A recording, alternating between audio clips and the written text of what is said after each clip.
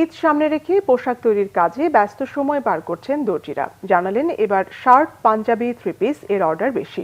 অতিরিক্ত চাপ সামলাতে নিয়োজিত করেছেন নতুন কারিগর। এদিকে বিভিন্ন মার্কেটে থান কাপড়ের বিক্রিও বেড়েছে। আর জানাচ্ছেন মোবাশ্বের আহমদ।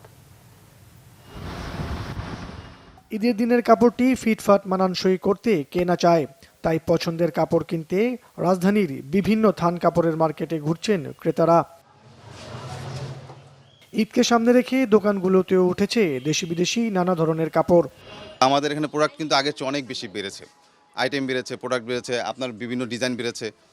আগে নর্মাল সুতি এবং জর্জের দুইটা আইটেম ছিল, এখন অনেক আইটেম বেরোয়েছে যেগুলো আর কি বাজারে অনেক অ্যাভেলেবেল পাওয়া যায় এবং ইন্ডিয়া, চায়না থেকে, বিশেষ করে চায়না বাজারে ঢোকার পর থেকে অনেক ভ্যারাইটি আসছে। সুতি প্রিন্ট, সুতি কাজ করা, লিনেন প্রিন্ট, জর্জেট, আমাদের গস কাপড় তো এগুলোই চলে বেশি। আমি এই যে ড্রেস কিনছি, এই ড্রেসের সাথে ম্যাচিং লেস কেনার জন্য আসছি।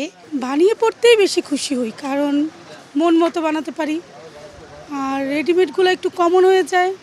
ব্যবসায়ীরা বলছেন এবারের ঈদ কেন্দ্রিক বেচা বিক্রি এখনও তেমন জমেনি, তবে ধীরে ধীরে তা বাড়বে বলেও আশাবাদী তারা।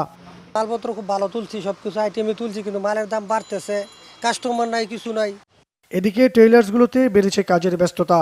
গজ কাপড় নিয়ে অনেকেই হাজির হচ্ছেন সেখানে। দক্ষ কারিগরের হাতে পছন্দের পোশাকটি তৈরি করতে আগেভাগেই অর্ডার করছেন, তবে তুলনামূলকভাবে অর্ডার কম বলছেন দর্জিরা। জামা কাপড় তো বানাইতে দিতে হবে টেইলরে, তো পরে জামা কাপড় নিবে না, তো এর জন্য এখন আগে থেকে করা হচ্ছে। আবার আস্তে আস্তে যত টাইম যাবে জিনিসের দাম একটু বাড়তে থাকবে।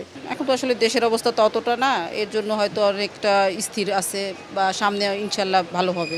অর্ডারের হিসাব করতে গেলে এই পর্যন্ত 4-5টা পেয়েছি আজকের দিনে, কিন্তু ঈদের তুলনায় কোনো কাজ নাই এখন পর্যন্ত।